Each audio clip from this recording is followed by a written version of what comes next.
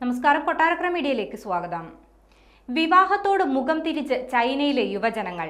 രാജ്യത്ത് വയോധികരുടെ എണ്ണം വർദ്ധിക്കുന്നതിന് പിന്നാലെ ജനന നിരക്ക് വർദ്ധിപ്പിക്കാനുള്ള സർക്കാരിന്റെ ശ്രമങ്ങളോട് യുവതലമുറ മുഖം തിരിക്കുന്നതായി വ്യക്തമാക്കുന്നതാണ് പുറത്തുവരുന്ന കണക്കുകൾ. 2024 ചൈനയിൽ നടന്ന വിവാഹങ്ങളുടെ എണ്ണത്തിൽ റെക്കോർഡ് കുറവാണ് രേഖപ്പെടുത്തിയിട്ടുള്ളത്. 20% കുറവാണ് 2024 രാജ്യത്തുണ്ടായത്. ചൈനയിലെ സിവിൽ അഫയേഴ്സ് മന്ത്രാലയത്തിന്റെ കണക്കുകൾ അനുസരിച്ചാണ് ഈ റിപ്പോർട്ട് തയ്യാറാക്കിയിരിക്കുന്നത്.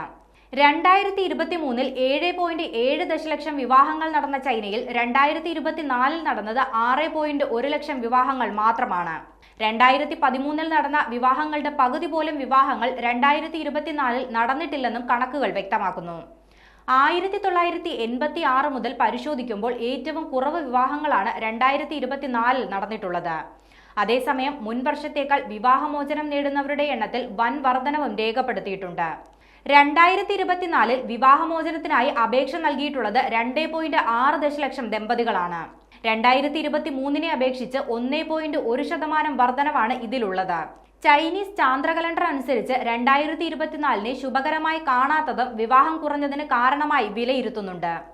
സാമ്പത്തിക സ്ഥിതിയിൽ ഉണ്ടാകുന്ന പ്രതിബന്ധങ്ങൾ മൂലം വിവാഹ ചെലവ് താങ്ങാനാവാതെ വരുന്നതും വിവാഹങ്ങൾ കുറയുന്നതിന് കാരണമായി ചൂണ്ടിക്കാണിക്കപ്പെടുന്നു.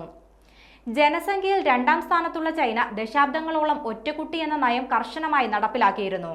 നിലവിൽ കൂടുതൽ കുട്ടികൾ ഉണ്ടാവാനായി ദമ്പതികളെ പ്രോത്സാഹിപ്പിക്കുകയാണ് ചൈനീസ് സർക്കാർ. വർഷങ്ങൾ നീണ്ട ഒറ്റക്കുട്ടി നയം മൂലം നിലവിൽ വിവാഹപ്രായമായവർ ചൈനയിൽ കുറവാണ്. ഇവരിലേറെയും വിവാഹത്തിനോ കുട്ടികൾ ഉണ്ടാകുന്നതിനോ താല്പര്യപ്പെടുന്നുമില്ല. 2023 കണക്കുകൾ പ്രകാരം ലോകത്ത് ഏറ്റവും കൂടുതൽ മനുഷ്യർ ജീവിക്കുന്ന ചൈനയിൽ 6 പതിറ്റാണ്ടിന് ശേഷം ജനസംഖ്യയിൽ ഇടിവ് രേഖപ്പെടുത്തിയിരുന്നു.